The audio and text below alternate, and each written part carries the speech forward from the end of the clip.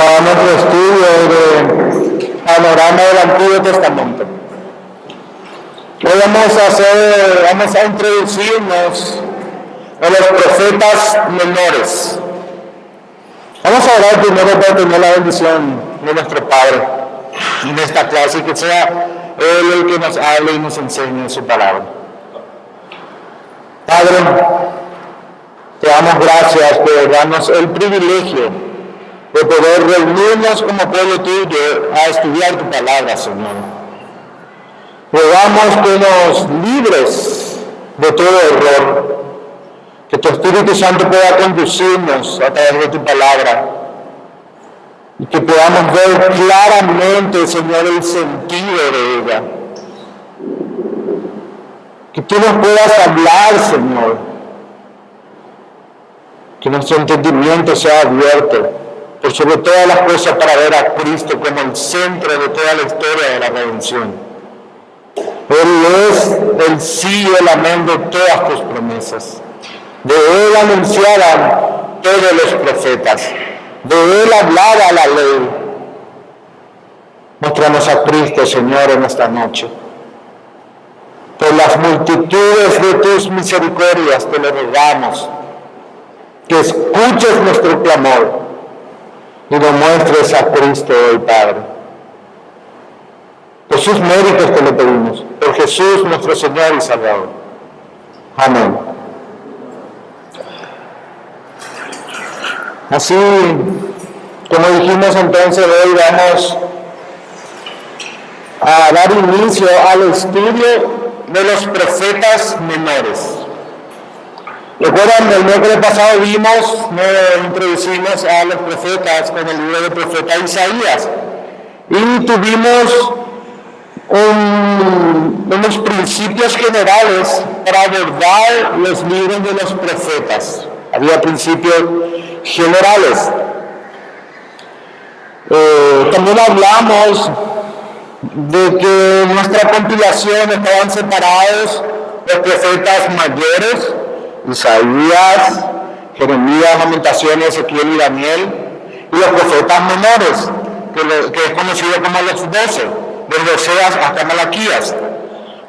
En la compilación original hebrea, estos 12 profetas eran un solo libro. Era conocido como el libro de los 12. Esta división que nosotros tenemos de profetas mayores y profetas menores es simplemente por la extensión del texto. Porque Isaías tiene muchas letras, muchos capítulos, muchas palabras, mucho contenido, y estos profetas son más bien cortos. En su compilación original incluso estaban como un solo libro. Los 12 profetas formaban un solo libro y era conocido el libro de los 12. Un dato importante que mencionamos cuando dimos la clase del profeta Isaías, es que los profetas surgieron en el transcurso histórico de los reyes de Israel.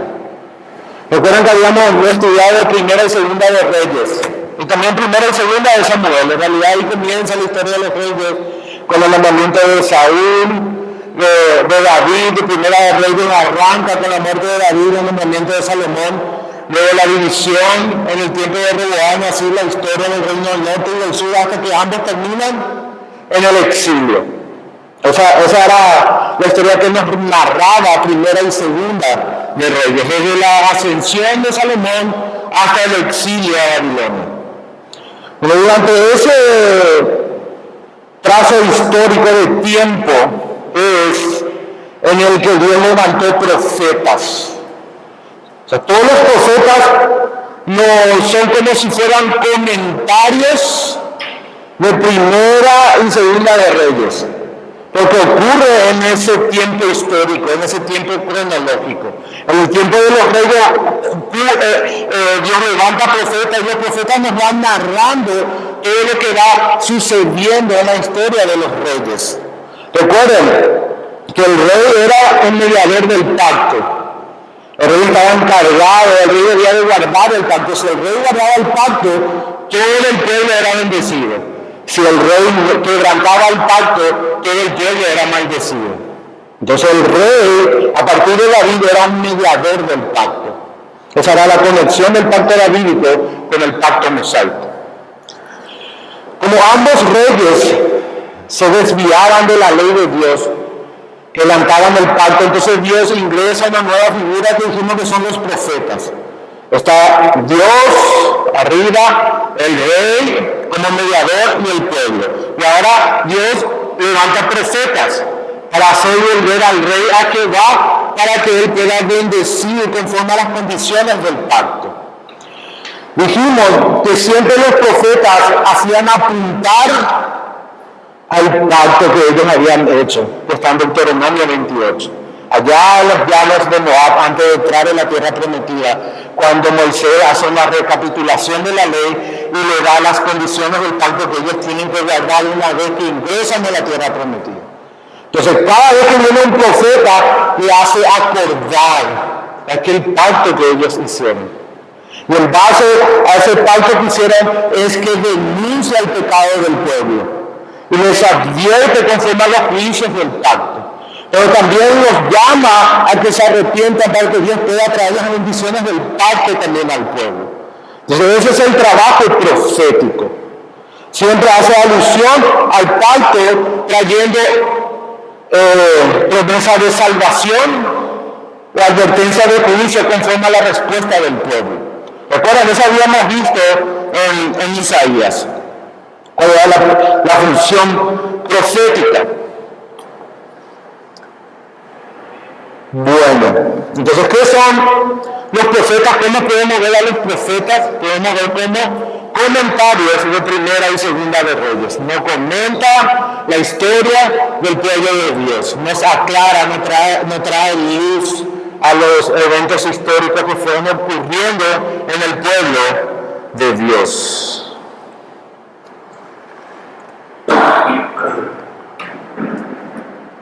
Estos 12 libros, llamados los profetas menores en nuestra compilación, llamado el libro de los 12 en la compilación hebrea, tienen como una estructura común.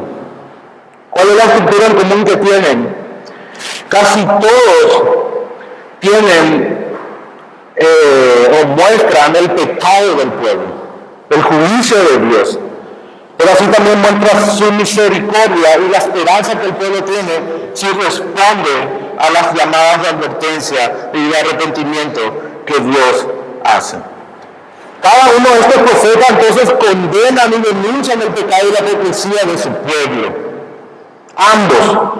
Entre estos 12 profetas tenemos profetas que han proclamado la palabra del Señor al reino del norte, y había algunos profetas que proclamaban la palabra del Señor al reino del sur, y había profetas que proclamaban a ambos reinos. Siempre denunciando el pecado, advirtiendo con juicio o trayendo misericordia y esperanza si ellos se arrepentían y volvían a Jehová. Esa es básicamente la función profética. Y en los libros de los 12 encontramos profetas que hablan a los dos reinos. Un punto interesante también es que cuando hablan de promesas y esperanzas, hacen referencia a un rey. Dicen, vuélvase a Dios y a su rey David, haciendo referencia a la promesa que Dios le dio en el pacto davídico de 2 Samuel 7. ¿Recuerdan? Que de la casa de David iba a venir un rey eterno, un reino que iba a ser eterno, un rey que no iba a morir.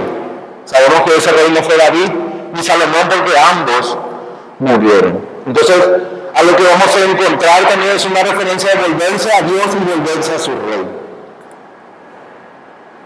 Vayamos entonces al primer libro que vamos a ver hoy, hermanos.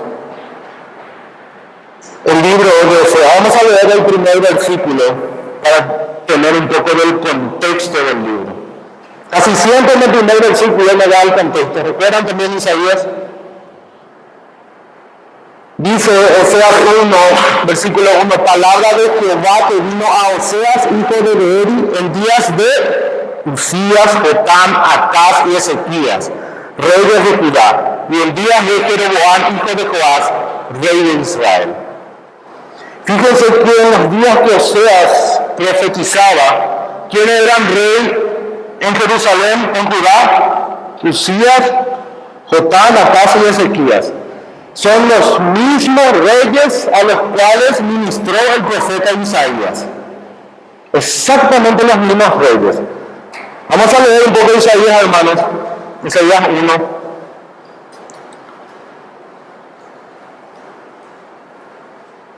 Fíjense que dice: visión de Isaías, hijo de Amós, la cual iba cerca de Judá y Jerusalén, día de Usías, Jotam, Acaz y Ezequías.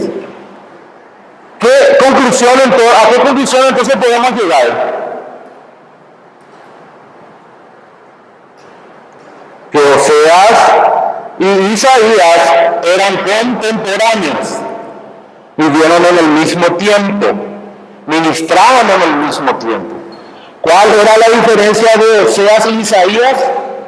Que Isaías profetizaba al reino del sur y Oseas era un profeta del reino del norte. Esa es la diferencia. En un sentido, Oseas también es parecido a Jeremías y fue más o menos también en el mismo tiempo. No estoy seguro si llegaron a coincidir exactamente, pero habrá sido así. Murió Oseas y después vino Jeremías, casi de seguido.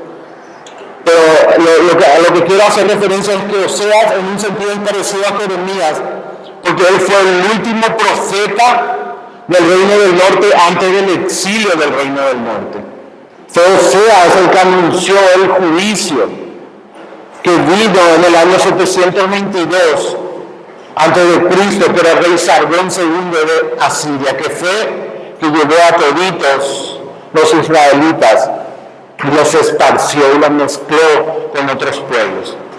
Trajo gente de muchas naciones a la tierra de Israel y mezclándolos, y ellos se mezclaron, que ya no eran más israelitas puros, de pura sangre, por así decirlo.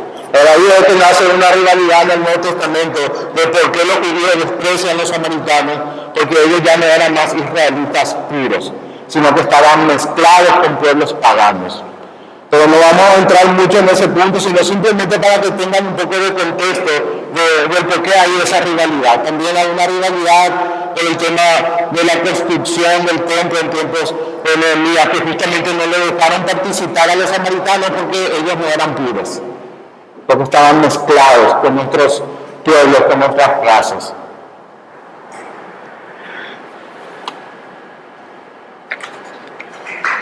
Pero vamos a seguir, hermanos, con Oseas. ¿Cuál es el bosquejo de Oseas? ¿De qué nos habla Oseas? ¿Alguien tiene alguna idea de qué nos habla Oseas? Vamos, hermanos, es una historia conocida. Recuérdanos, Dios le manda a Oseas a que se case con una prostituta. ¿Recuerdan cómo se llama prostituta? Gomer. ¿Recuerdan esa historia? Y es interesante cómo Dios obra, hace una excepción en este punto, ¿verdad? Porque el mandato divino no os unáis en lluvia de ciudad. Pero aquí Dios usa la vida de Oseas y de Gomer como una parábola para ilustrar una enseñanza al pueblo. Aquí Oseas hace el rol de Dios y Gomer hace el rol de Israel. Esta parábola está ilustrada en los 3 primeros capítulos de Oseas. Entonces eso pueden tener en sus bosquejos. Oseas del 1 a 3 nos narra la historia. Ahí en su folleto dice la extraña historia de amor. O sea, Dios le manda a Oseas a que tome por mujer a una prostituta. Es fuerte, hermano, el libro es fuerte en ese sentido. ¿Cuál es el gran problema central que abordaba el libro de Oseas? La idolatría. Si recordamos, ningún rey del norte fue bueno a los ojos de Dios. ¿Por qué? Justamente por ese punto, por la idolatría. Recuerda que Jeroboam, el primer rey, para que su pueblo no baje a Jerusalén a adorar y darle cariño al rey de Judá, Roboam, él construyó 2 templos, uno al sur de Tel y uno al norte de Dan, y puso 2 becerros de oro para que todo el pueblo adore a esos becerros de oro. Adoraban como a Jehová, pero se hicieron imagen, rompieron el segundo mandamiento. Levantaron, entonces de Jeroboam, todos los reyes del norte fueron malos. Y el principal problema era la idolatría. Y fíjense, hermanos, dijimos cómo Dios tuvo paciencia con el reino del norte. Porque ellos duraron en esa condición de idolatría por 200 años sin que Dios traiga juicio. Y levantando profetas una y otra vez. Elías, Eliseo eran profetas del reino del norte. Justamente ellos hacían el mismo trabajo que Oseas. Dijimos que Gomer representaba al pueblo de Israel y Oseas representaba a Dios. En casos anteriores también habíamos hecho alusión de que Dios siempre utiliza la imagen de un matrimonio en la manera en que Él se relaciona con su pueblo. Eso no es nuevo tampoco para nosotros, no es extraño. Porque en el mismo Nuevo Testamento se dice que la iglesia es la novia de Cristo, es su esposa, que está esperando, la estamos esperando, según Apocalipsis, las bodas del Cordero. ¿Verdad? Que tenemos que presentarnos a Cristo y Cristo mismo se va a encargar de presentarnos a Dios como una iglesia pura y sin mancha. Entonces esta alusión de Dios con su pueblo, al esposo con su esposa, no es nueva para nosotros. Y no es nueva en toda la Biblia. Israel ha abandonado su pacto con el Señor. ¿Cuál pacto, hermano, abandonó? Deuteronomio 28. Tengan en mente siempre, durante todos los profetas, siempre tienen que tener en mente Deuteronomio 28. Porque los profetas siempre van a hacer alusión a Deuteronomio 28. Jesús, cuando hablaba de la ley, referentemente se refería a Deuteronomio 28. Porque esa es la recapitulación del pacto. Esa es la manera literal en que los israelitas escucharon la ley antes de entrar a la tierra prometida. Recordemos que aquellos que estuvieron al pie del Sinaí, todos perecieron, a excepción de Josué y Caleb. Los que ingresaron fueron todos aquellos que escucharon en el llano de Moab la segunda ley, Deuteronomio. Eso significa la segunda ley, la recapitulación de la ley. Y eran esas palabras que ellos tenían que guardar, esa recapitulación. Era la misma ley, pero estaba en una forma resumida en 3 sermones, en el libro de Deuteronomio. Y específicamente cuando hablaba de que hizo promesas, se refería a Deuteronomio 28 y Deuteronomio 29. Bueno, Israel abandonó ese pacto, pero Dios, como un esposo fiel, iba a recuperar a su verdadero pueblo y lo iba a restaurar. Hermanos, Oseas, con todas las cosas fuertes que tiene, las imágenes fuertes, la advertencia de juicio, la amenaza, es en esencia una historia de amor. Una historia de amor incondicional. Un Dios que ama incondicionalmente y va en busca de su pueblo a pesar de que éste le ha sido infiel una y otra vez siguiendo a los Baales, siguiendo a otros dioses. Esa es la historia de Oseas. A partir del capítulo 4 al 14 tenemos mensajes directos de Dios a su pueblo. O sea, esa es la pequeña estructura que vamos a hacer, que nos va a ayudar a abordar el libro de Oseas, a interpretar, cuando ustedes quieran estudiarlo, quieran leerlo de una manera ordenada y entendible. Podemos dividir la primera parte del capítulo 1 al 3, donde nos muestra la parábola con la vida de Oseas. Oseas se relaciona con una prostituta representando a la relación de Dios con su pueblo. Del 4 al 14, todos esos capítulos son mensajes directos de Dios a su pueblo.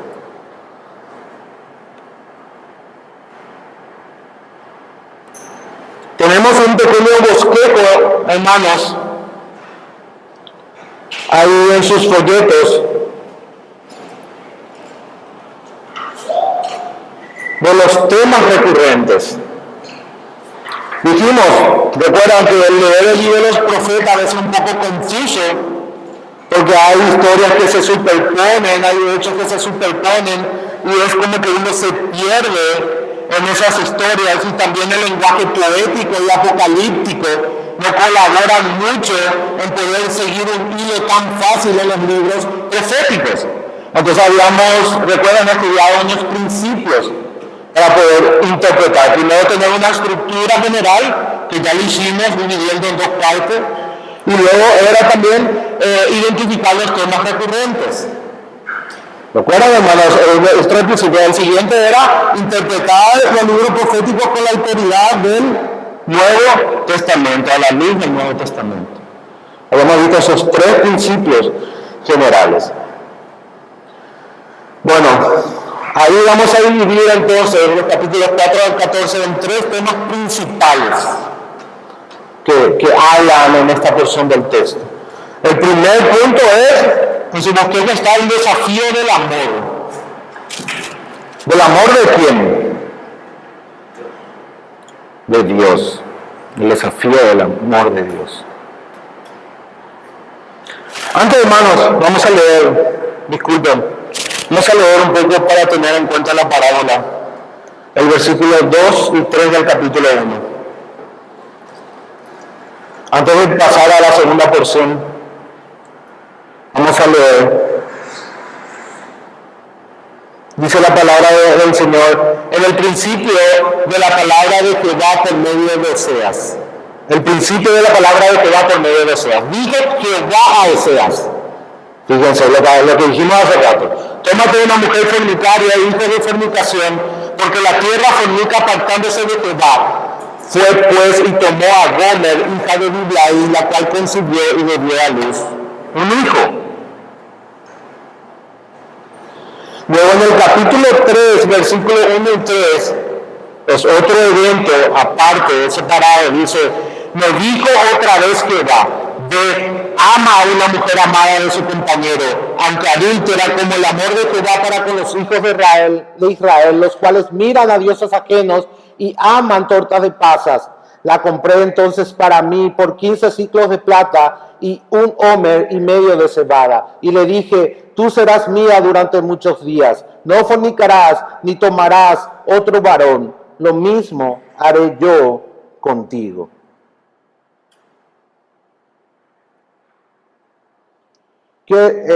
Volvamos a traer el primer punto, hermano. Olvídense del 4.14. Vamos a comentar un poco la primera parte del 1 al 3. En el capítulo 1, Dios le dice que vaya a tomar una mujer adúltera, ¿verdad? Eso ya tenemos bien claro. Luego esa esposa de Oseas comete adulterio y la abandona. Y en el capítulo 3, Dios le dice otra vez que él se vaya y vuelva a pagar por su esposa, que ha adulterado, y la redima de nuevo para él. Imagínense lo que habrá sido para Oseas. O sea, primero ella tomó una mujer prostituta, se casó, esa mujer le abandonó y se fue a ejercer su profesión, por así decirlo. Y la abandonó a Oseas. Y Dios otra vez le dice que vaya y le compre otra vez a Gomer para su esposa. ¿Qué es lo que estaba mostrando Dios? Dios redimió a Israel siendo un pueblo adúltero, siendo un pueblo rebelde, siendo un pueblo pecador. O sea, no por Israel Dios escogió a Israel, sino por amor a sí mismo. Y a pesar de todo lo que él hizo por su pueblo le abandonó. Y volvió a adulterar, volvió a irse tras los dioses. Y Dios mismo otra vez es el que toma la iniciativa para redimir a un pueblo adúltero. Y esta es la imagen de Jesús, hermanos. Por eso retrocedimos otra vez, para conectar con Cristo esta parte. Nosotros le hemos dado la espalda a nuestro Dios. Él es nuestro creador. Nosotros somos Israel en ese sentido. Toda la humanidad es Israel. porque Dios es nuestro creador. Nosotros le debemos adoración y obediencia simplemente porque Él es nuestro creador y nosotros somos sus criaturas. Sin embargo, nosotros le dimos la espalda, le abandonamos, nos fuimos detrás de dioses ajenos, de dioses falsos. Y Él otra vez toma la iniciativa, desciende en forma humana y va y nos redime y nos vuelve a comprar para Él en la cruz del Calvario. Entonces nosotros somos ese pueblo rebelde y adúltero. Y Dios es en Cristo, Oseas, nuestro Redentor, el que va y nos vuelve a comprar para sí. Esto es lo que Dios muestra al pueblo de Israel. Dios está mostrando cómo Dios iba a salvar a su pueblo. Dios está mostrando de que Él iba a tener la iniciativa, de que Él iba a ser fiel a su pacto, a pesar de que su pueblo no lo era. Por amor de sí mismo, no porque su pueblo merece. El amor de Dios no es algo que nosotros merecemos, ni algo que ganamos, es algo que Dios nos da libre y soberanamente, porque Él quiere, y a pesar de nosotros. Esa es la ilustración de Oseas. Eso es lo que nos muestra este libro fantástico. Sin embargo, en toda esta historia de amor, también Dios muestra que aborrece el pecado. Vamos a leer Oseas 2, versículo 13. Acompáñenme, hermanos. Capítulo 2 y versículo 13. Dice el Señor a su pueblo: y les castigaré por los días en que incensaba a los Baales y se adornaba de sus zarcillos y de sus joyeles y se iba tras sus amantes y se olvidaba de mí, dice Jehová. Iba a traer juicio a su pueblo. Dios iba a derramar su ira sobre su pueblo. Eso es lo que estaba anunciando. ¿Por qué? Porque ellos quebrantaron el pacto. Ellos fueron adúlteros. Ellos no cumplieron el pacto. Le dieron la espalda a su Dios y fueron tras dioses falsos, tras los Baales. Pero a pesar de que Él iba a castigar a su pueblo, leamos el mismo capítulo en el verso 19. Fíjense, hermanos, cómo es Dios. Dice el Señor: y te desposaré conmigo para siempre. Te desposaré conmigo en justicia, juicio, benignidad y misericordia. Y te desposaré conmigo en fidelidad y conocerás a Jehová. Qué sensación, ¿verdad? Nos habla de juicio, de que va a castigar, pero nos habla también de que Él lo va a restaurar y lo va a volver así. Y lo va a hacer para siempre. Lo va a hacer eternamente. ¿Dónde, hermanos, se resuelve este gran drama? Esta gran paradoja. ¿Dónde se resuelve en que Dios castiga a su pueblo y lo redime eternamente para sí? En la cruz del Calvario. Cristo recibe el castigo por nuestros pecados, el castigo de su pueblo. Él es castigado por nosotros. Nuestros pecados no es que no son tomados en cuenta delante de Dios. Nuestros pecados son castigados en Jesucristo. Él recibe la ira de Dios. Él recibe el castigo de su pueblo. Y lo llamarás Jesús, le dijo el ángel a María, porque Él salvará a su pueblo de sus pecados. Él salvará a su pueblo de sus pecados. Entonces Dios castiga a su pueblo en Jesucristo, pero en un mismo acto maravilloso lo redime para sí eternamente. Eternamente. Dice: te desposaré conmigo en fidelidad, en justicia, juicio, benignidad y misericordia. Y conocerás a Jehová. Conocerás a Jehová. Y esta es la vida eterna, que te conozcan a ti, al único Dios vivo y verdadero, y a Jesucristo, a quien tú has enviado. Juan 17:3. Y ahí otra vez aplica lo que dijimos hace rato, que el amor de Dios no se gana. El amor de Dios no se merece. El amor de Dios es una gracia divina que Él da libre y soberanamente a quien Él quiere. Él tiene misericordia de quien Él quiere. Él da su amor a quien Él quiere. Él ama incondicionalmente a pesar de nosotros, a pesar de nuestra rebeldía, a pesar de nuestro adulterio. Él va y nos compra de nuevo, aunque nosotros éramos adúlteros y íbamos detrás de los Baales. Él nos vuelve a comprar para sí. Esa es la imagen de Oseas. Eso es lo que Oseas nos muestra. Ese es el amor de Dios, hermano. Muchos hablan del amor de Dios hoy, pero en realidad no conocen el amor de Dios. Asocian el amor de Dios con un sentimentalismo vacío y banal, que no tiene nada que ver con el Señor. El amor de Dios es totalmente eterno y está centrado en su gloria, en sí mismo. En sí mismo. Porque Él es el Ser Supremo, no hay más nada superior a Él. Él nos ama para su gloria.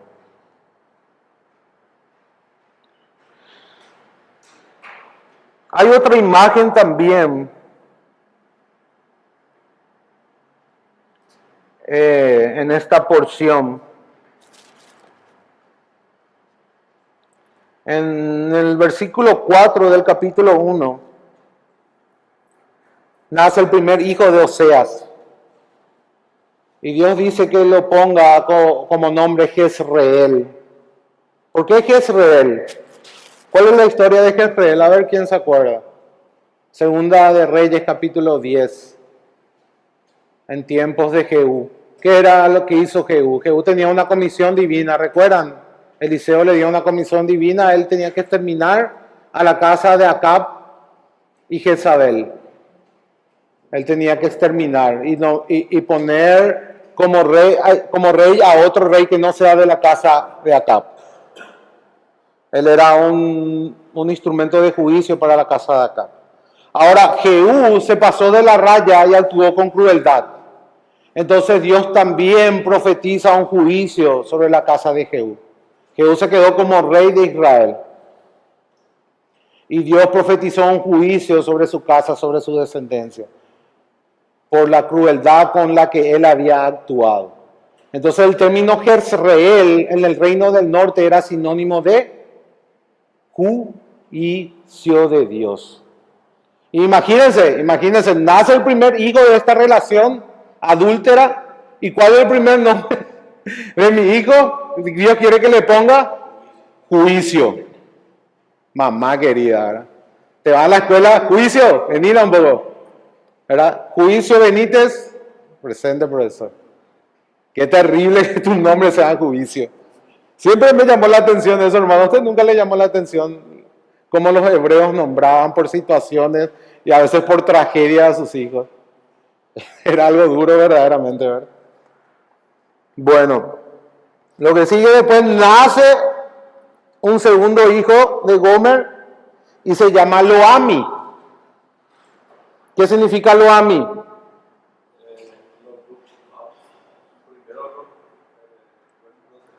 Ruama, perdón, su hija. Cierto, perdón, en el versículo 9 del capítulo 1. Nace la hija que se llama Ruama. ¿Qué significa? No amada. Imagínense, Dios le está hablando a su pueblo con la vida. Recuerden, ¿cuál era el contexto del capítulo 1 al 3? La vida de Osea y Gomer es una parábola por la cual Dios habla a su pueblo. Entonces el primer hijo se llama juicio y su segunda hija se llama no amada. Dios le está hablando a su pueblo. Después el tercer hijo es varón de vuelta y se llama Loami. No es mi pueblo. Dios le rechaza a su pueblo. Hay juicio, ya no es amada, ya no es su pueblo. Eso era lo que Dios estaba hablando a su pueblo. Pero ¿qué va a suceder después de esto, hermanos? Ya sabemos que Dios va a castigar, acabamos de leer que Dios va a ejecutar un juicio, pero también vimos de que hay una esperanza, hay una misericordia futura para el pueblo de Dios. En el versículo 23 del capítulo 2, habla de este punto.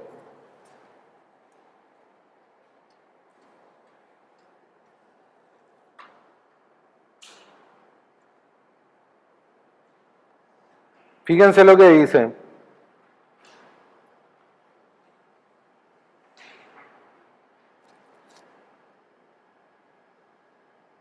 Y sembraré para mí la tierra y tendré misericordia de Lo-ruhama. Y diré a Lo-ami, tú eres pueblo mío, y dirá, Dios mío.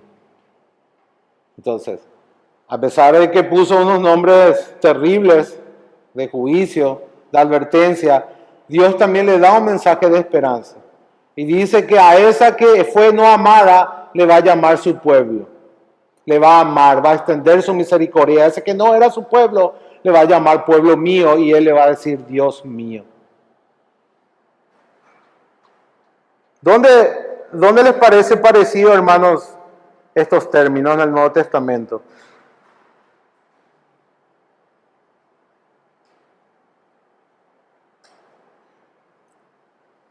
Romanos 9:25. Es interesante, ¿recuerda cuál era el otro principio? Interpretar con la autoridad del Nuevo Testamento. ¿Qué dice Romanos 9:25? Haciendo referencia a este pasaje.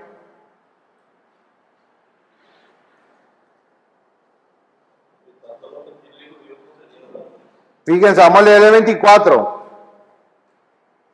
A los cuales también ha llamado, esto es, a nosotros, no solo de los judíos, sino también de los gentiles. Como también en Oseas dice, llamaré pueblo mío al que no era mi pueblo, y a la no amada, amada. Y en lugar donde se dijo, vosotros no sois mi pueblo, allí serán llamados hijos del Dios viviente. ¿Qué hace entonces Pablo? Aplica esa promesa de restauración no solamente a Israel, no solamente a los judíos, sino a toda la humanidad. A toda la humanidad. Y ahí es que nosotros tenemos que vernos como el pueblo de Israel. No tenemos que vernos como Oseas. Tenemos que vernos como el pueblo de Israel, como Gomer. ¿Quién somos nosotros en esta parábola, hermanos? Somos esa mujer adúltera que le ha dado la espalda una y otra vez a Dios, que ha quebrantado el pacto una y otra vez, que se rebela contra su Creador, que desprecia el amor de su Padre. ¿Cuántas veces en esta semana despreciaste el amor de Dios? Examinate, analiza tu semana, mira en tus pensamientos, mira en tu corazón. ¿Cuántas veces en esta semana despreciaste su amor?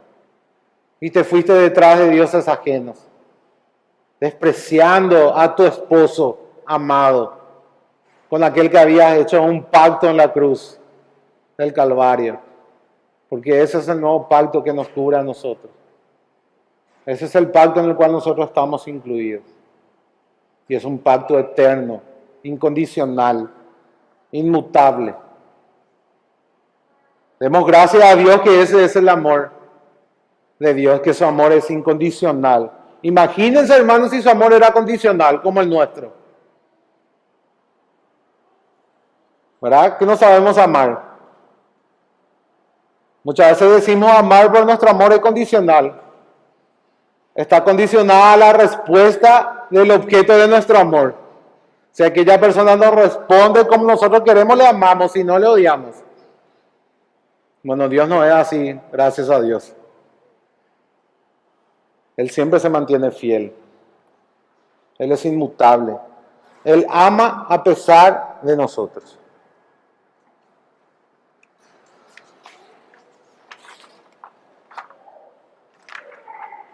Ahora sí vamos a pasar, hermanos, a la segunda parte del bosquejo, capítulo 4 al 14. Y ahí tienen en sus folletos el primer tema que habla aquí es el desafío del amor. Vamos a leer los versículos 1 y 2 del capítulo 4 para entender un poco. Dice la palabra del Señor: oíd palabra de Jehová, hijos de Israel, porque Jehová contiende con los moradores de la tierra, porque no hay verdad ni misericordia ni conocimiento de Dios en la tierra. Perjurar, mentir, matar, hurtar y adulterar prevalecen, y homicidio tras homicidio se suceden. Ese era el panorama, hermanos, en Israel, en el reino del norte. O sea, imagínense, no solamente habían ido en pos de dioses ajenos, sino que vivían en un estado de perversión increíble. ¿Cuál era el estado? Perjurar, mentir, matar, hurtar y adulterar prevalecen, y homicidio tras homicidio suceden. ¿Cuál es la raíz de este modo de vivir? ¿Cuál es, hermanos? Abandonar a Dios, es la idolatría. La idolatría, separado de Dios, nada podemos hacer. Nosotros dependemos de Dios para vivir y dependemos de Dios para obedecer también, para guardar su ley, para guardar sus mandamientos. Y eso también se aplica a nosotros, hermanos. El domingo habíamos hablado de los medios de gracia, que tenemos que ofrecernos a Dios, ponernos a su alcance, para que Él pueda obrar en nuestros corazones a través de los medios de la gracia. Para que podamos tener esa fuerza interior, esos ríos de agua viva que fluyen de la fuente divina que es Cristo, la fuente santificadora en el alma de todos nosotros. No es por nuestros esfuerzos que vamos a ser santos, no es por nuestra determinación a obedecer, es por nuestra determinación a ofrecernos a Dios como sacrificios vivos, a recurrir a los medios por los cuales Él obra, que es su palabra, que es la oración, que es de tener comunión con los hermanos. No hay otra forma de recibir la gracia en nuestros corazones para poder guardar sus mandamientos. Si nosotros nos apartamos de eso, no vamos a hacer nada. Vamos a vivir en derrota una y otra vez. La maldad va a prevalecer en nosotros, así como prevaleció en Israel, porque ellos se apartaron de su Dios, porque ellos cambiaron al Creador por criaturas corruptibles. Y eso se aplica también a nosotros, hermanos, a nuestra manera de vivir.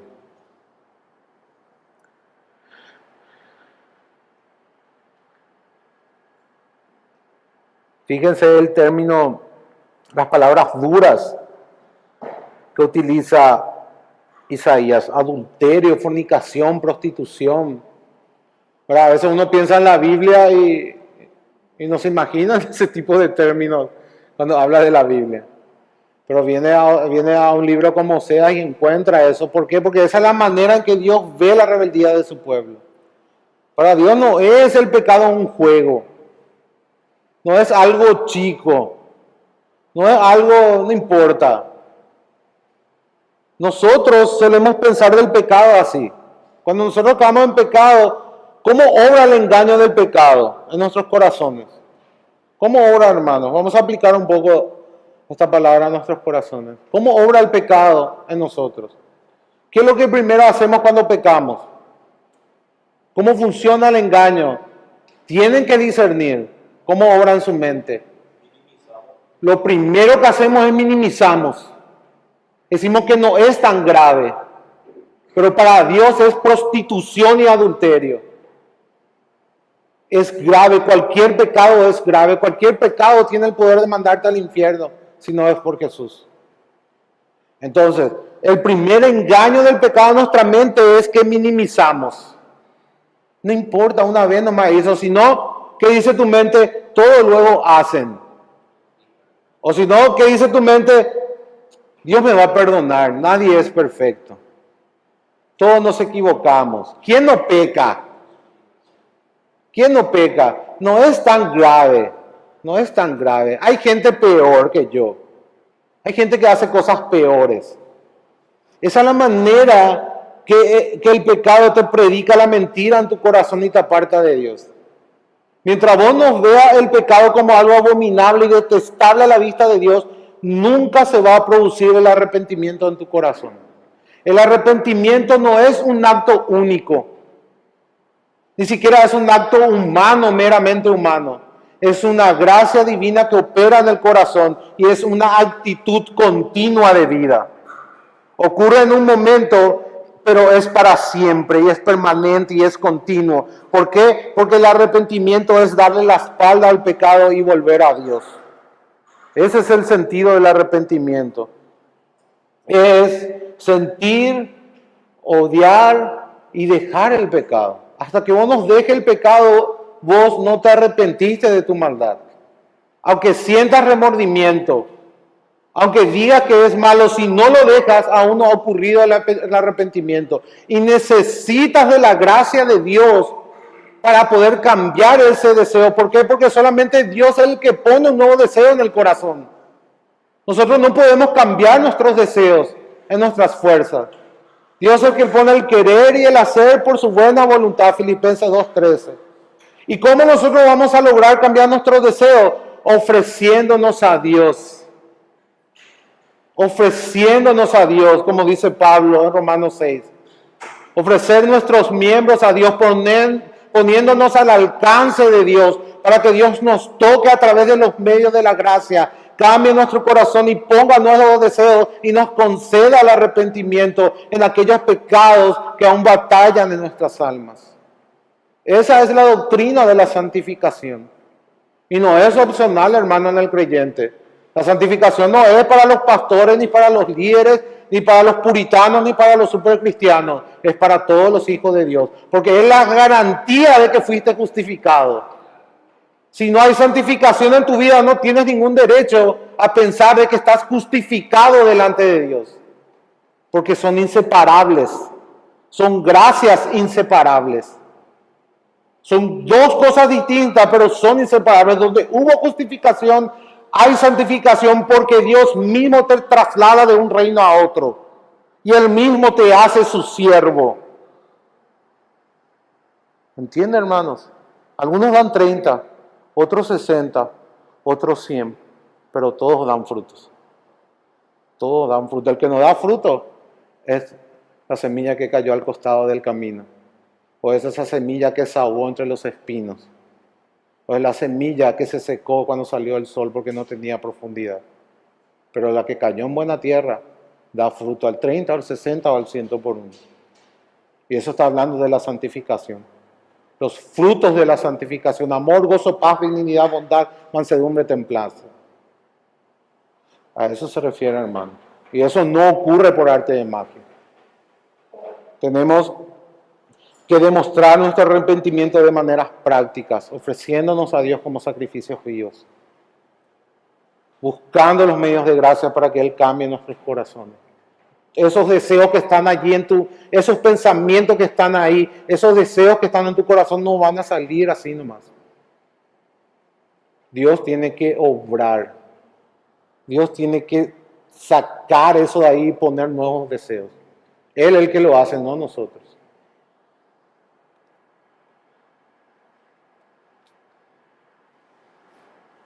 Damos gracias a Dios que si Él nos salvó, que si Él nos justificó, Él no nos va a dejar como huérfanos. Porque Dios al que ama, disciplina y azota a todo aquel que recibe por hijo. ¿Qué quiere decir eso? Que cuando un hijo está en rebeldía, ¿qué Dios va a traer a su vida? Va a traer juicio. Pero va a traer un juicio que no lo va a destruir, sino que lo va a corregir. Ahora, ese juicio puede ser muy doloroso. Ese juicio está en la soberanía divina. Vos no podés elegir la disciplina que Dios va a traer a tu vida. Y Dios puede tocar muchas cosas. Puede tocar tu salud, tu finanza. Puede tocar la vida de tus seres queridos. Hasta puede llegar a tocar tu propia vida también. Eso está en 1 Corintios 11. Entonces, de Dios, hermanos, no se burlen. Porque todo lo que el hombre sembrare, ciertamente cosechará. No juegues al cristianismo. Ese es el mensaje de los profetas. No juguemos a ser cristianos. Adoremos a Dios con nuestras vidas, busquemos a Dios de verdad, de corazón. A mí me sorprende, hermanos, cómo la iglesia vive su cristianismo. Sorprende mucho. Hay muchas personas que están en el mundo toda la semana y no les quebranta. Yo no sé cómo pueden dormir en paz en la noche sabiendo de que no tienen la certeza que son salvos. No sé cómo pueden cerrar sus ojos pensando que la ira del Dios Todopoderoso, Creador del cielo y de la tierra, está sobre sus cabezas. Y que la vida es como una neblina. Hoy estás, mañana no. Hoy al irte de acá puedes tener un accidente y partir. ¿Y dónde te vas? ¿Dónde te vas? ¿Dónde va a estar tu alma? Hermanos, Dios no juega. Dios no juega y nosotros tampoco deberíamos hacerlo.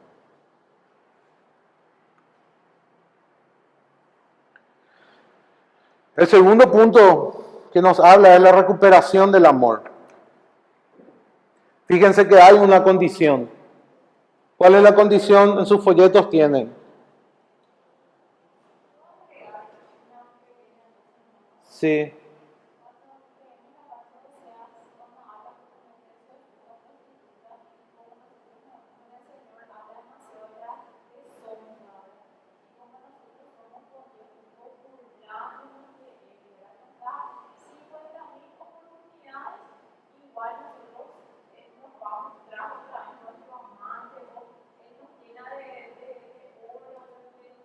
Sí.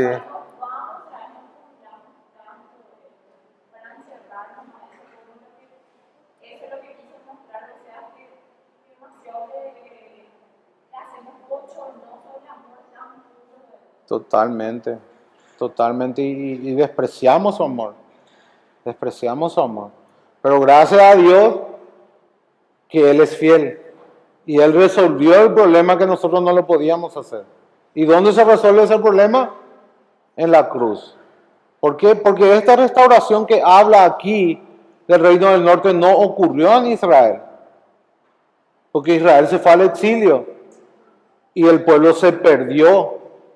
Se perdió el Reino del Norte. El Reino del Norte desaparece de la historia. Luego ya aparece como los samaritanos, que era una raza mezclada.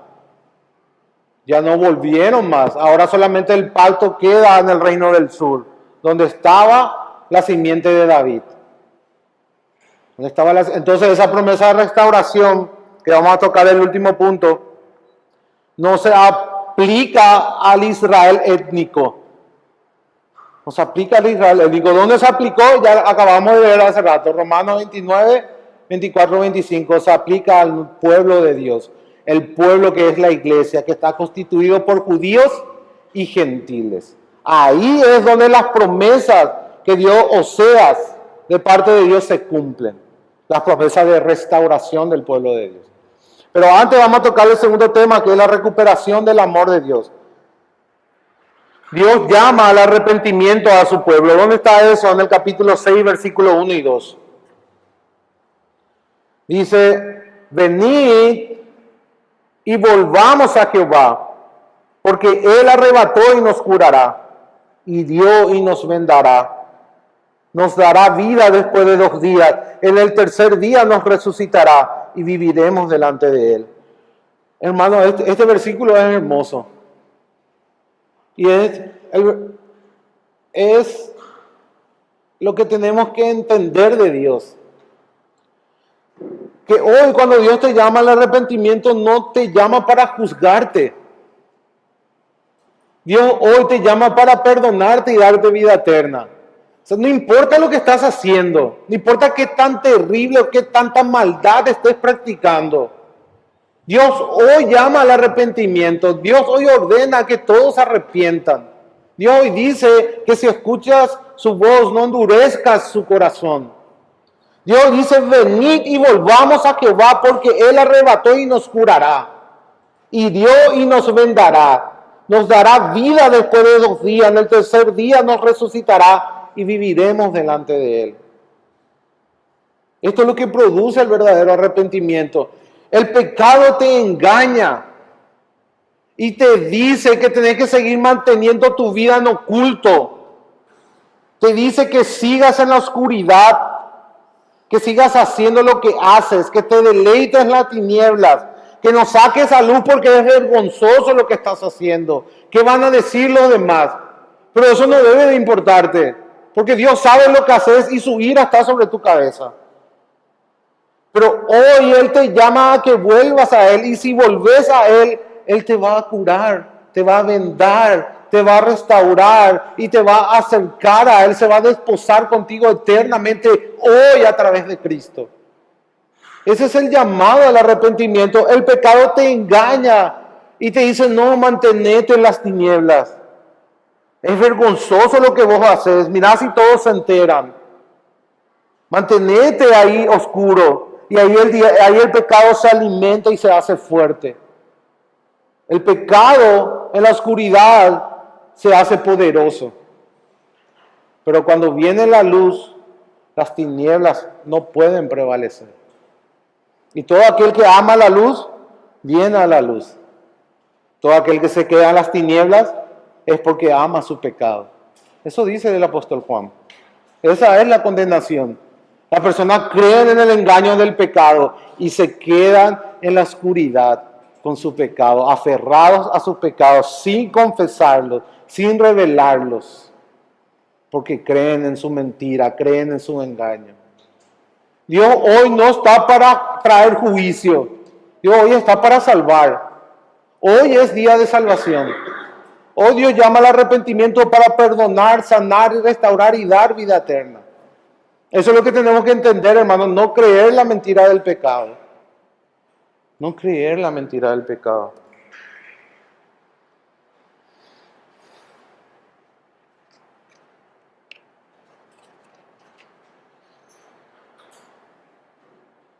Israel creyó la mentira del pecado y fue destruido por el imperio de Asiria. Este es el segundo tema del libro de Oseas, de la segunda parte. Y el tercer tema es la esperanza del amor, la restauración. Fíjense lo que dice en el capítulo 13, verso 14. Dice la palabra del Señor, de la mano del Seol los redimiré, los libraré de la muerte. Oh muerte, yo seré tu muerte y seré tu destrucción. Oh Seol, la compasión será escondida de mi vista. Oh muerte, yo seré tu muerte y seré tu destrucción. Oh Seol. ¿No les parece conocida estas palabras? El apóstol Pablo hizo una referencia a este versículo.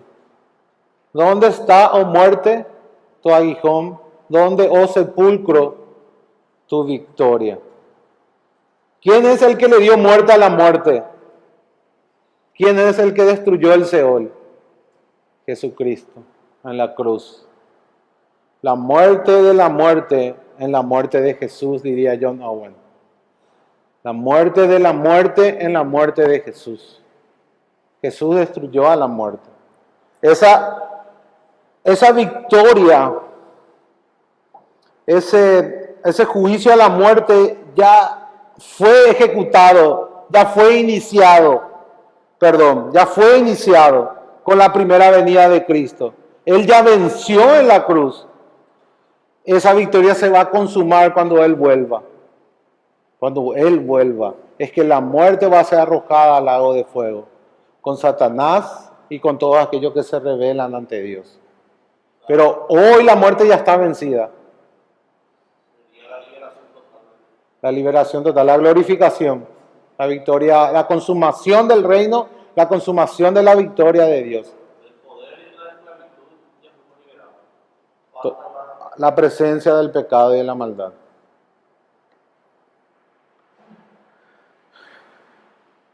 Esto, por ejemplo, no ocurrió en tiempo de Israel. No hubo restauración de Israel. Israel fue destruida y hasta hoy nunca más sufrió esa restauración, porque recuerden, estamos hablando del reino del norte. El reino del norte desapareció en el 722 y desapareció. Luego la historia continúa con el reino del sur. Y es solamente el reino del sur que vuelve del exilio. El reino del norte jamás volvió.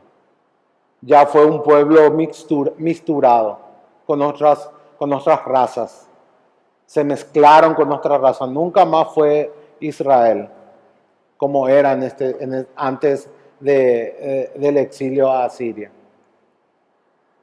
Nunca más, hermanos. Vamos a leer un poco Oseas capítulo 11, verso 8 al 11. Entendiendo la promesa de restauración del Señor. ¿Cómo podré abandonarte, oh Efraín? Te entregaré yo, Israel. ¿Cómo podré yo hacerte como Adma y ponerte como a Seboín? Adma y Seboín eran ciudades que estaban cerca de Sodoma y Gomorra. Forman parte de algunas ciudades que también fueron destruidas con la lluvia de azufre y de fuego de Sodoma y Gomorra. Mi corazón se conmueve dentro de mí, se inflama toda mi compasión. No ejecutaré el ardor de mi ira, ni volveré para destruir a Efraín, porque Dios soy, y no hombre, el santo en medio de ti, y no entrará en la ciudad. En pos de Jehová caminarán, él rugirá como león, rugirá y los hijos vendrán temblando desde el occidente. Como ave acudirán velozmente de Egipto y de la tierra de Asiria como paloma, y los haré habitar en sus casas, dice Jehová. Qué increíble, hermanos, qué esperanza. Los profetas no solamente hablaban de juicio, sino también hablaban de esperanza. Ahora, esta esperanza no se cumplió en el Israel étnico, así como dijimos. El antiguo Israel del pacto fue destruido y no tuvo restauración. No tuvo restauración. Esta restauración se cumple en Romanos 24-25, según la autoridad del Nuevo Testamento, en la iglesia, en nosotros. Ahí es que se cumple esta restauración. Y anoten Romanos 9, versos 24 y 25. Ahí se cumple la promesa de restauración del profeta Oseas. La promesa que está en el capítulo 11, verso 8 al 11. Se cumple en Romanos 9, 24, 25.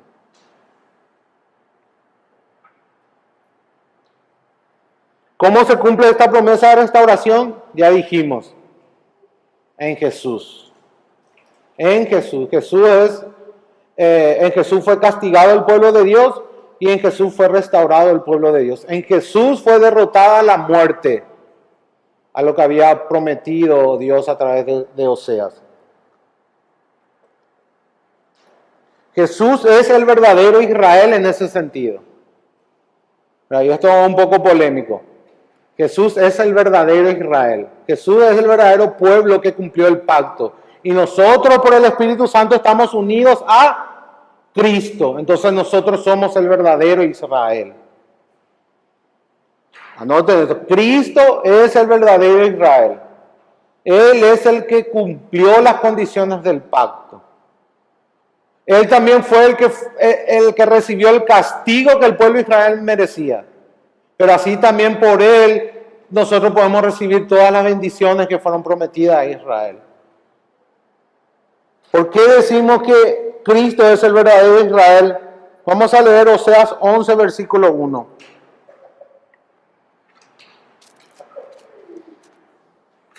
Dice la palabra de Dios: cuando Israel era muchacho, yo lo amé, y de Egipto llamé a mi hijo.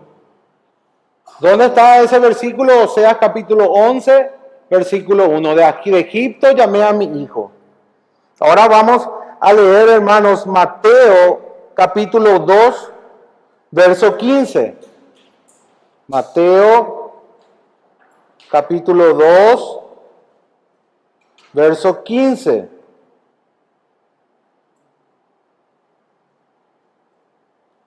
¿Qué dice? Hablando de Jesús cuando era un niño. ¿Recuerdan que después de la masacre de los inocentes en Belén, el ángel Gabriel le dice a José para que se vayan a Egipto. ¿Recuerdan, hermano? Ese es el contexto. Y ahí dice Mateo, y estuvo allá hasta la muerte de Herodes, hablando de Jesús. ¿Para qué? Para que se cumpliese lo que dijo el Señor por medio del profeta. ¿Quién profeta? Oseas, ¿verdad? Él no menciona. ¿Por qué Mateo no menciona? Porque Mateo está hablando a los hebreos. Y los hebreos conocían muy bien esta profecía. Entonces él no siente la necesidad de mencionar profeta Oseas, porque todos ya sabían en qué libro estaba esa profecía. Mateo fue escrito solamente a los judíos. Entonces lo que dijo el Señor por medio del profeta Oseas cuando dijo, de Egipto llamé a mi pueblo. Entonces, ¿a quién aplica el Nuevo Testamento? A Cristo. Cristo es el Israel, el verdadero Israel. Por tanto, no es que interpretamos alegóricamente o espiritualizamos la Biblia. No, la interpretamos según lo hacen los apóstoles. Nos sentamos a los pies de Mateo y aprendemos a interpretar a los profetas.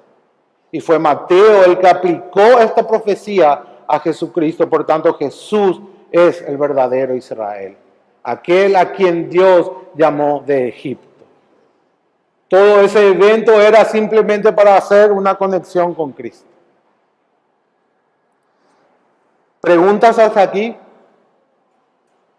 O sea, ahí no tiene sentido, doctor, así como hay una corriente que está enseñando que no tiene tener raíces hebreas para ser cristiano.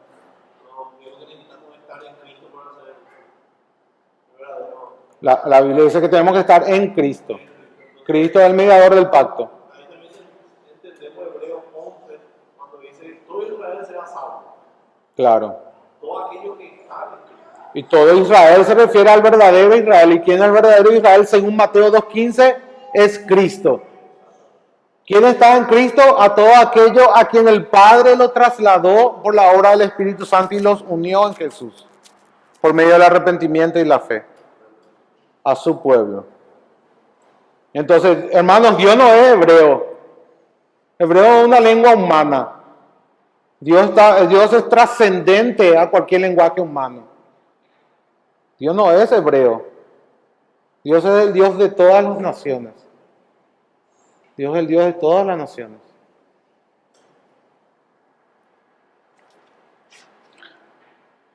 No escuchen esas herejías de este nuevo movimiento de raíces hebreas. No tiene nada que ver ser judío o no. Pablo lo afirma una y otra vez. Lo que te hace o lo que cambia tu destino es si estás en Cristo o no estás en Cristo. Cristo es el mediador del pacto. Y Él es el mediador del pacto tanto para judíos o para gentiles, según Romanos 9, 24, 25 que leímos. Bueno, vamos a pasar al siguiente libro, Joel. Oseas termina entonces con palabras de restauración. ¿Verdad, hermanos? Oseas terminamos entonces con unas profecías de restauración que sabemos que no se cumplió en el Israel étnico, porque el Israel étnico fue destruido y jamás volvió del exilio. El antiguo pueblo de Israel del pacto fue destruido. No se cumplieron las promesas de restauración. Según el apóstol Pablo en la epístola a los Romanos capítulo 9, versos 24 y 25, esa promesa de restauración se cumplieron en Cristo y por medio de Cristo a todos aquellos que se arrepienten de sus pecados y creen en Jesús, a todos aquellos que están en Cristo. Esos son los que reciben esta promesa de restauración que hablaba el profeta Oseas. ¿De qué habla el libro de Joel? Ese sí es más fácil, hermano, casi todos sabemos. ¿Cuál es el tema del libro del profeta Joel? La langosta, pero eso es una referencia al día del Señor. O sea, habla de un día de juicio. Eso es lo que nos habla el profeta Joel. ¿En qué tiempo se escribió Joel? Nadie sabe con exactitud.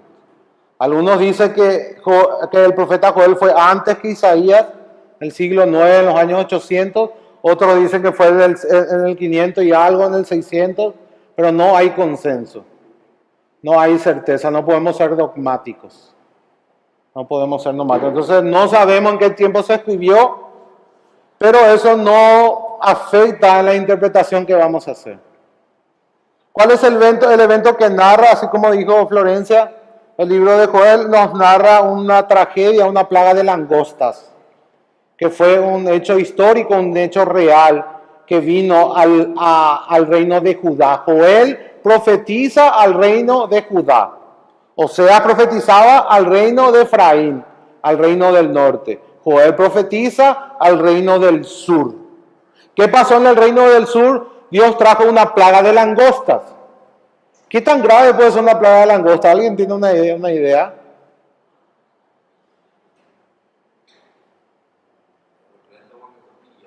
Millones y millones. Ustedes saben que trae catástrofes financieras y mortandad humana también. Hay un hecho histórico que está en el libro, en el audio que les pasé, habla en la obra de la ciudad de Dios de Agustín de Hipona, que en una ciudad donde ocurrió una plaga de langosta murieron 800,000 personas. En aquel tiempo, imagínense.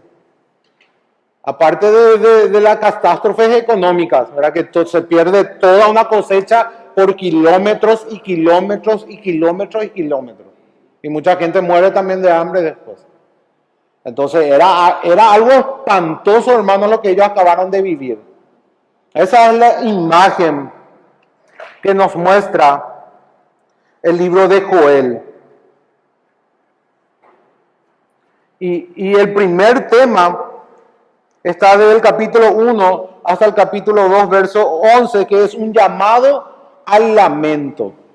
Dios llama a su pueblo a que se lamente, a que lloren por su estado.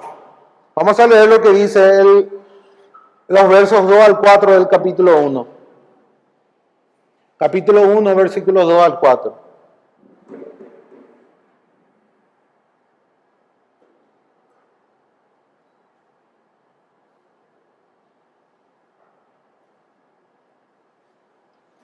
Dice, oíd esto, ancianos, y escuchad, todos los moradores de la tierra.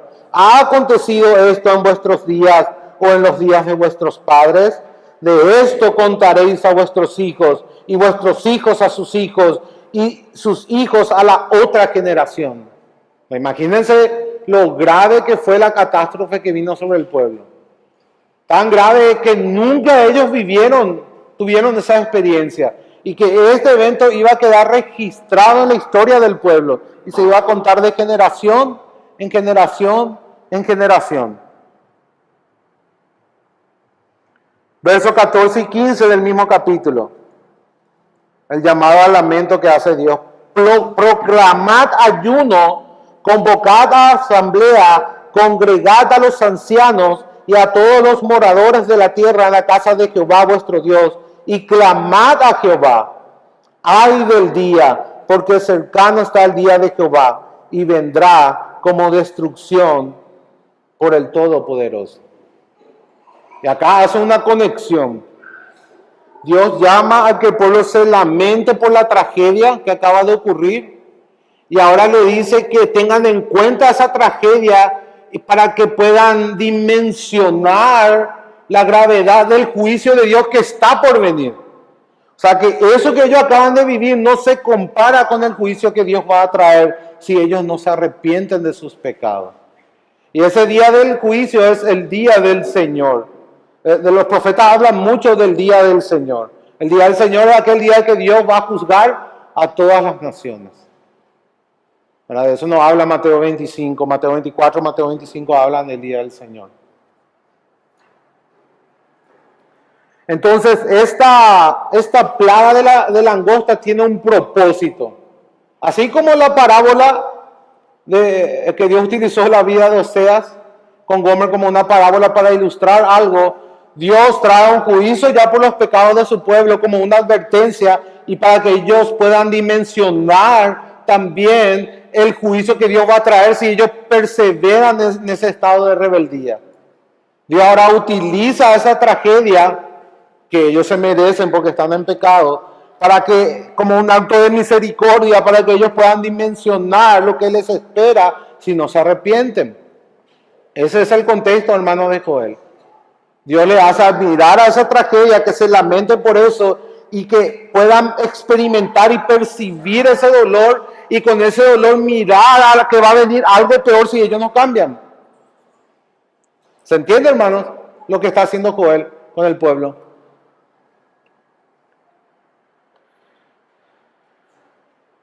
¿Qué nos enseña entonces de este punto, hermanos?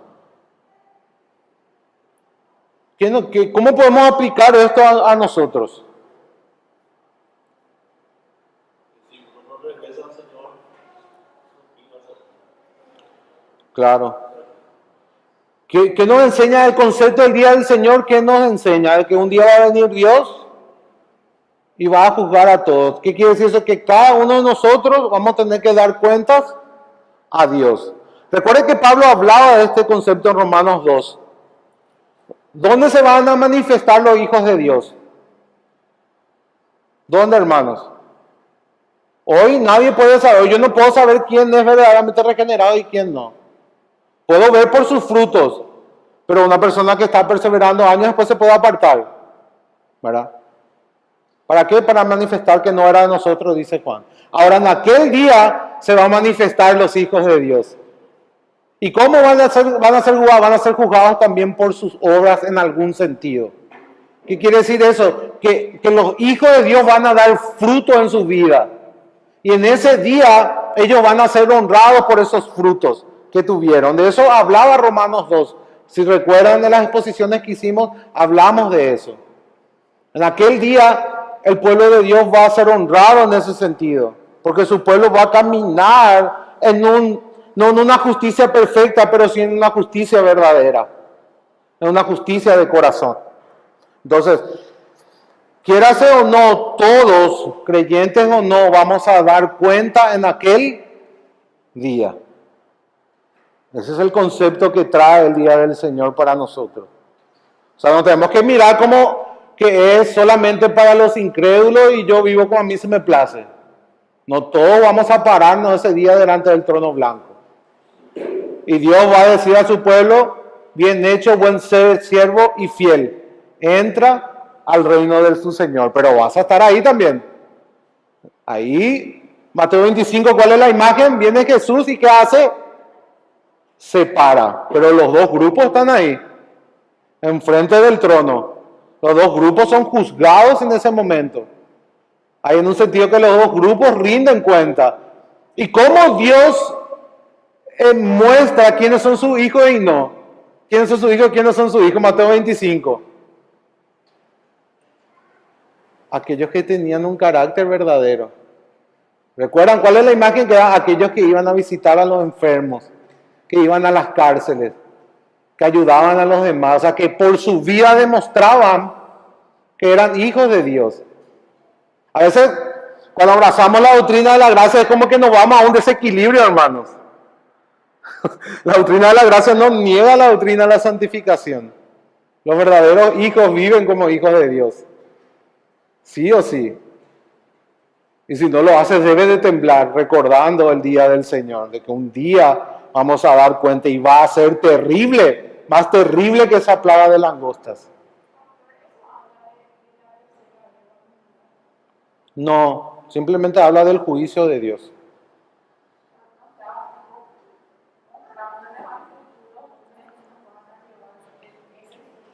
El juicio de Dios va a ser mucho más terrible que una simple guerra. Cuando Pedro nos habla de una descreación.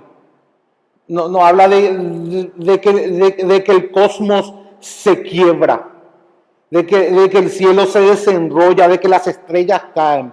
Hay una descreación, como una reversión de la creación.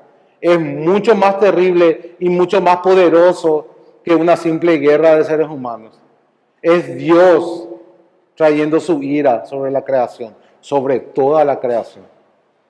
O sea, es mucho más que eso, mi hermano. Es mucho más que eso. Estaremos presentes en ese tiempo. Estaremos presentes. Pero nosotros no tenemos nada de qué temer. Nosotros no tenemos nada de qué temer. Así como los apóstoles también eran martirizados, pero ellos no tenían nada que temer. Ellos no tenían nada que temer.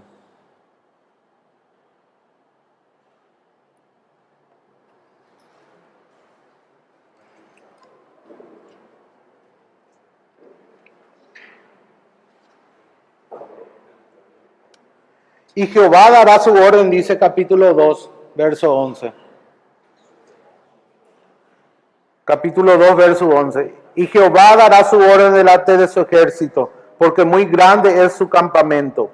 Fuerte es el que ejecuta su orden, porque grande es el día de Jehová y muy terrible. ¿Quién podrá soportarlo? ¿Quién va a poder soportar la ira de Dios? O sea, no pensemos solamente en términos de personas mortales. Ese día, el día del Señor, va a ser el día del Señor. Dios va a derramar su ira sobre la creación. Dios va a derramar su ira sobre la creación. Y hay de aquellos que no sean su pueblo. Porque en ese juicio Dios va a salvar a su pueblo. En medio de ese juicio. Él va a proteger sobrenaturalmente a los suyos. Él va a salvar a su pueblo y va a destruir a sus enemigos. Esa es la imagen que da. Esa es la imagen que da.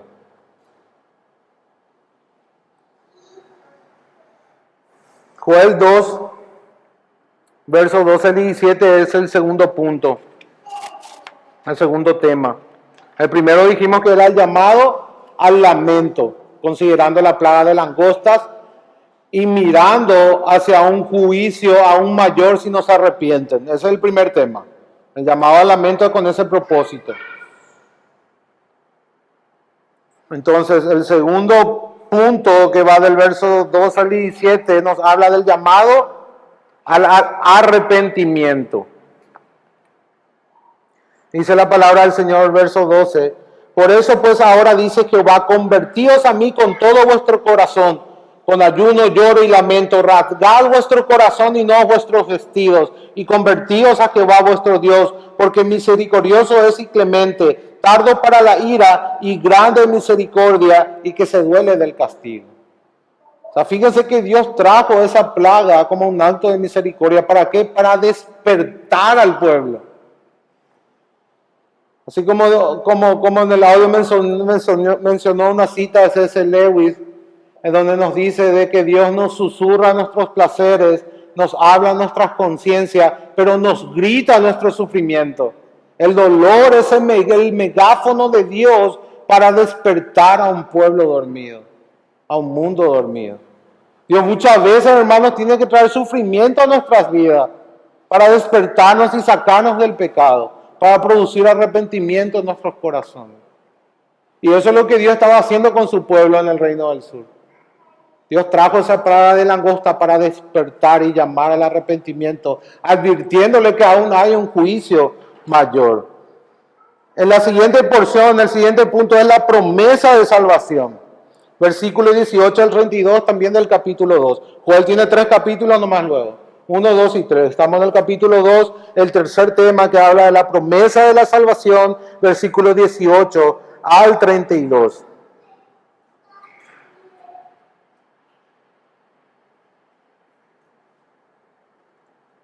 ¿Cuál es la razón por la cual Dios salva a su pueblo? ¿Cuál es la razón, hermanos? Versículo 17, ¿qué dice?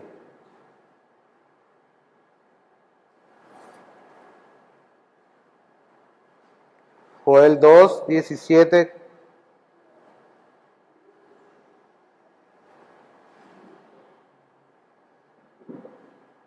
Al final dice, vamos a leer. Entre la entrada y el altar lloren los sacerdotes, ministros de Jehová, y digan, perdona, oh Jehová, a tu pueblo, y no entregues al oprobio tu heredad, para que las naciones se enseñoreen de ella. ¿Por qué han de decir entre los pueblos, dónde está su Dios? Entonces, ¿por qué Dios va a salvar a su pueblo? Por amor a su nombre. para que su nombre no sea blasfemado, para que su nombre no sea humillado. Ese es el propósito por el cual es gloria. Todo lo que hace Dios lo hace para su gloria, para la gloria de su nombre. Y eso es lo que más nos conviene a nosotros, porque no hay mejor cosa que vivir para la gloria de Dios. Y Dios mismo obra en base a ese principio, lo hace todo para su gloria, porque no hay un ser más superior que Dios. Dios es el ser más supremo, el ser más hermoso, el ser más perfecto. No hay más nada por encima de Dios. Por tanto, Él mismo también obra para sí mismo. A Él sí es lícito obrar para sí mismo en ese sentido.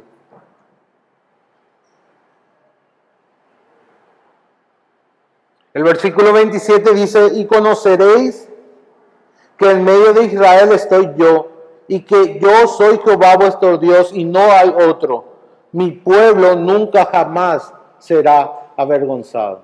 ¿Por qué su pueblo no va a ser avergonzado? Porque es el pueblo de Dios, y porque su nombre está en juego. Fíjense lo que dice, conoceréis que en medio de Israel estoy yo. En medio de Israel está Jehová, y que yo soy Jehová vuestro Dios, y que no hay otro Dios. Y por eso Él va a actuar y va a salvar. Versículo 28. Y después de esto derramaré mi espíritu sobre toda carne y profetizarán vuestros hijos y vuestras hijas, vuestros ancianos soñarán sueños y vuestros jóvenes verán visiones. Y también sobre los siervos y sobre las siervas derramaré mi espíritu en aquellos días y daré prodigios en el cielo, en la tierra, sangre y fuego y columnas de humo, y el sol se convertirá en tinieblas y la luna en sangre antes que venga el día grande y espantoso de Jehová. Y acá vemos de nuevo un principio de las profecías. Recuerdan que cuando vimos Isaías hablamos que las profecías se cumplen en etapas, en partes. Había un cumplimiento histórico y un cumplimiento escatológico, un cumplimiento futuro. Había un cumplimiento actual, terrenal, de ese momento de la historia. Había un cumplimiento que apuntaba a un punto. Entonces, una misma profecía tenía varias aplicaciones en el tiempo. Ahora, hay veces también, como en este caso, que una profecía no solamente se aplicaba a un punto específico en el futuro, sino que se aplicaba a dos puntos específicos en el futuro. ¿Dónde se cumplió, hermano, esta profecía de Joel? ¿Quién citó esta profecía? Y después de esto derramaré mi espíritu sobre toda carne. No, estamos hablando del Nuevo Testamento. Hechos 2. ¿Recuerdan Hechos 2? El discurso de Pedro. ¿A qué aplicó entonces Pedro el día del Señor? El día en que Dios castigó a su pueblo. ¿A qué evento? Vamos, hermanos. A la crucifixión de Cristo. ¿Recuerdan que dijimos en Oseas? Que Cristo es el Israel de Dios. Y que Cristo fue castigado por los pecados de su pueblo. ¿En qué suceso iba a ser castigado Israel por Dios? En el día del Señor. El día del Señor. El día del Señor era un día de juicio de Dios. Entonces, en un sentido, en el futuro, se cumplió eso en Pentecostés. En base a lo que Dios hizo en Jesús. Vamos a leer Hechos 2. Vamos a leer Hechos 2 y van a entender, hermanos. Ténganme paciencia y vamos pasando un poquitito.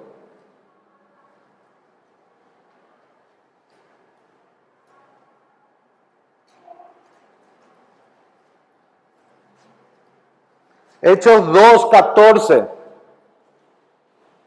Vino, ¿verdad? Las lenguas de fuego, los idiomas, a los 100 hombres que estaban orando, unánimes en el aposento alto, esperando el poder que Jesús le había prometido. Y entonces, el primer discurso de Pedro dice, entonces Pedro poniéndose en pie con los 11 alzó la voz y les habló diciendo ¿a quién? A todos los judíos que estaban viniendo de todas partes de la dispersión para adorar en Jerusalén.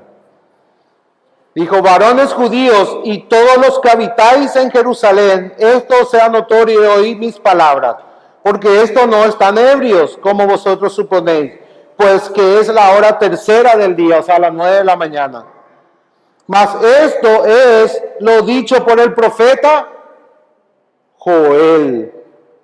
Y en los postreros días, dice Dios, derramaré mi espíritu sobre toda carne, y vuestros hijos y vuestras hijas profetizarán, vuestros jóvenes verán visiones, y vuestros ancianos soñarán sueños, y de cierto sobre mis siervos y sobre mis siervas en aquellos días derramaré mi espíritu y profetizarán, y daré prodigios arriba en el cielo y señales abajo en la tierra, sangre y fuego y vapor de humo, el sol se convertirá en tinieblas y la luna en sangre antes que venga el día del... Ahora pregunto, esa parte que dice el sol se convertirá en tiniebla y la luna en sangre, ¿esa parte ocurrió de la profecía? Esa parte no ocurrió. ¿Dónde va a ocurrir? Cuando vuelva Jesús en su segunda venida. Los cielos se van a desenrollar, dice también el apóstol Pedro en sus epístolas. ¿Verdad? Pero parte de esta profecía del día del Señor se cumplió en este día. Las lenguas, hermanos, era una señal de juicio sobre el pueblo de Israel. Las lenguas eran para los incrédulos, la lengua era un símbolo de que Dios había juzgado y desechado a su pueblo. Y ahora Él iba a llamar a todos, según Pablo, judíos y gentiles, volviéndolos a sí mismo. Dios ahora está restaurando a su verdadero pueblo, que es la iglesia. Aquellos que fueron escogidos desde antes de Moisés, desde antes de Abraham, desde antes de Noé, desde antes de Adán, desde antes de la fundación del mundo. Ahí Dios escogió un pueblo y ahora lo estaba llamando en Cristo a todos sus escogidos. Y esto se estaba cumpliendo. La profecía del día del Señor se cumplió en parte entonces en Hechos 2, en Pentecostés, cuando Dios derramó su espíritu porque había traído juicio sobre su pueblo. ¿Se entiende, hermano? ¿Por qué era el juicio? Porque su pueblo le rechazaba y no se volvían a él. Imagínense el poderoso sermón que está haciendo Pedro a los israelitas, a los judíos. Y dice el 21, y todo aquel que invocar el nombre del Señor será salvo. Varón israelita, oí esta palabra: Jesús Nazareno, varón aprobado por Dios entre vosotros con las maravillas, prodigios y señales que Dios hizo entre vosotros por medio de él, como vosotros mismos sabéis. A este entregado por el determinado consejo y anticipado conocimiento de Dios, prendisteis y matasteis por manos de inicuos, crucificándole, al cual Dios levantó, suelto los dolores de la muerte, por cuanto era imposible que fuese retenido por ella. Oseas, ¿recuerdan? Porque David dice él, veía al Señor siempre delante de mí, porque está a mi diestra, no seré conmovido, por lo cual mi corazón se alegró y se gozó mi lengua, y aún mi carne descansará en esperanza, porque no dejarás mi alma en helades, ni permitirás que tu santo vea corrupción. Me hiciste conocer los caminos de la vida, me llenaste de gozo con tu presencia. Varones hermanos, os puede decir libremente del patriarca David que murió y fue sepultado, y su sepulcro está con nosotros hasta el día de hoy. Pero siendo profeta y sabiendo que con juramento Dios había jurado de su descendencia, en cuanto a la carne levantaría al Cristo para que se sentase en su trono. Y ahí Pedro aplica todas las profecías a Cristo. Aplica a Joel, aplica las profecías del rey David. Cristo es el descendiente de David que va a ocupar el trono eterno por Dios. Entonces eso nosotros no decimos alegremente. No decimos porque miramos el Antiguo Testamento y relacionamos así dedocráticamente. No, cuando nosotros aplicamos una profecía es porque los apóstoles lo hicieron. Nosotros estamos fundamentados en las doctrinas de los apóstoles. Esa es la iglesia del Señor Jesucristo. Esa es la iglesia del Señor Jesucristo. Entonces la promesa de salvación que dieron a Judá se aplica ¿a quién? A todo aquel que invoque el nombre del Señor. Ese será salvo. Romanos 10. ¿Recuerdan? Pablo también dice, todo aquel que invoque al Señor será salvo. Si confiesas con tu boca que Jesús es el Señor y crees en tu corazón que Dios lo levantó de los muertos, serás salvo. Es la misma referencia, hermano. Entonces vemos que las profecías tienen estas características. Tiene un cumplimiento histórico y tiene un cumplimiento futuro, y ese cumplimiento futuro también se puede dar en partes, se puede dar en etapas. Los profetas no veían claramente. Ellos tenían visiones y hablaban así tal cual las visiones, pero muchas veces ellos no entendían ni lo que decían. Porque Pedro dice que los profetas inquirían y ver lo que el Espíritu de Cristo les mostraba. Pero y ahora sabemos que hablaba de nosotros, dice Pedro. Que hablaba de nosotros.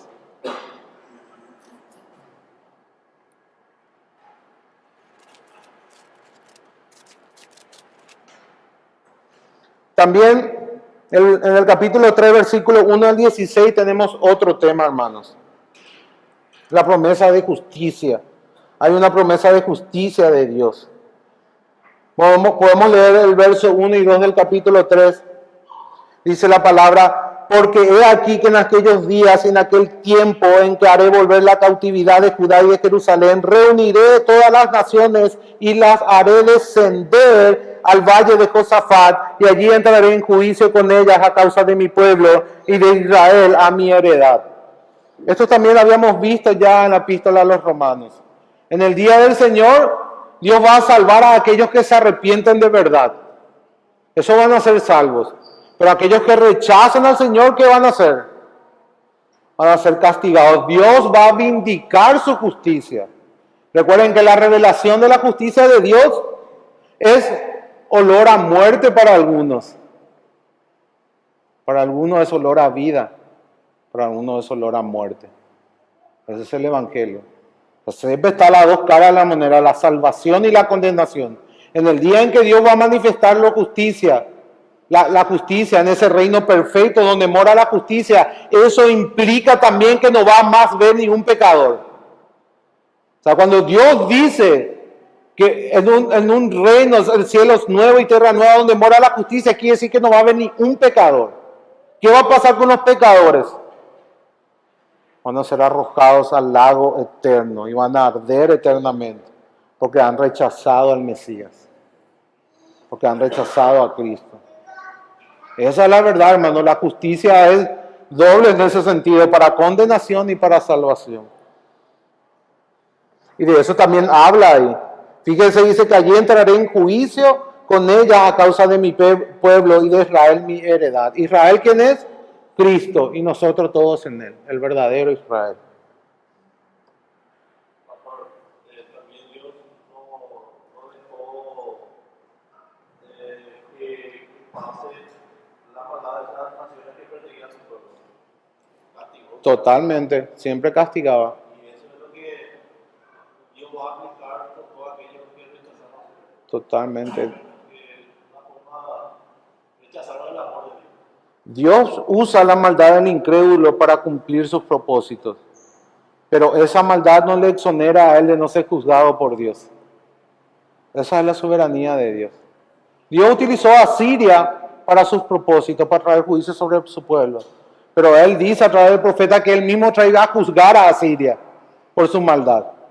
Dios le utilizó a Jehú para exterminar a la casa de Acab. Pero cuando él se pasó en maldad y lo hizo con crueldad, él también dijo que iba a juzgar la maldad de Jehú por la crueldad con que actuó. Jehú decapitó a todos los descendientes de Acab y lo apiló en una montaña en el campo de Jezreel. Y por eso esa región Jezreel tiene un sentido de juicio, porque Dios dijo que iba a juzgar eso con la crueldad que él actuó. Eso está en 2 de Reyes capítulo 10. El último tema, hermanos, capítulo 3, versículos 17 al 21, la promesa de restauración. Así como en Oseas también había promesa de restauración, Joel también hay promesa de restauración. Y esto es muy importante porque muchas veces hasta maestros, hasta predicadores se refieren a los profetas como solamente personas que anuncian juicio, juicio, juicio, juicio. El juicio era parte de su anuncio, pero no era el todo. Todos los profetas denunciaban el pecado, advertían con juicio, pero también llamaban al arrepentimiento y prometían salvación, misericordia y esperanza si el pueblo respondía. Siempre ese es el trabajo profético.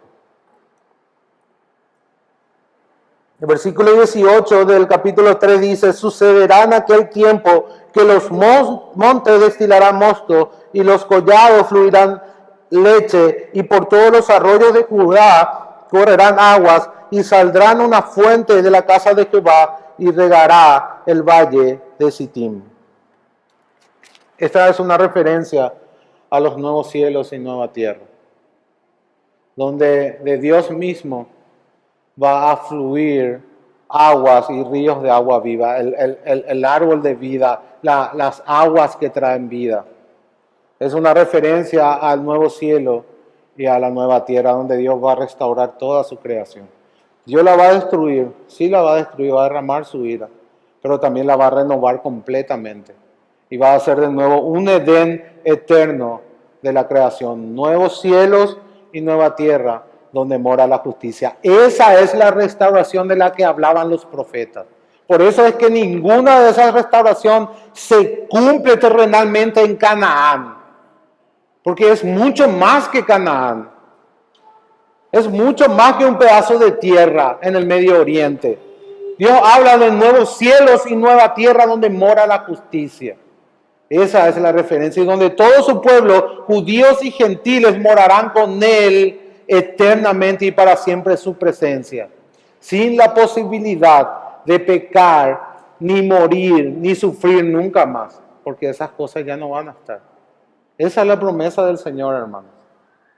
Oremos. Padre, te damos gracias, Señor, por tu palabra. Gracias, Señor, por hablarnos directamente al corazón. Gracias por ser misericordioso y mostrarnos, Señor, lo grave que es el pecado y la advertencia de juicio que siempre está sobre el pecado, Padre.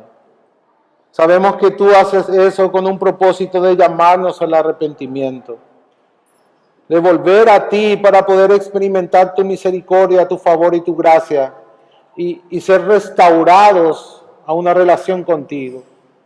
Sabemos, Señor, que nosotros no podemos hacer eso en nuestras propias fuerzas. Por eso tú enviaste a Cristo. Y Él fue juzgado y castigado por nuestros pecados. Pero por medio de Él también nosotros fuimos reconciliados, Señor. Y hoy estamos en una relación correcta contigo gracias a lo que Cristo hizo, ocupando nuestro lugar, guardando el pacto en lugar de nosotros y recibiendo el castigo que nosotros merecíamos. Padre, te damos las gracias por tu bondad y tu misericordia. En el nombre de Jesús. Amén.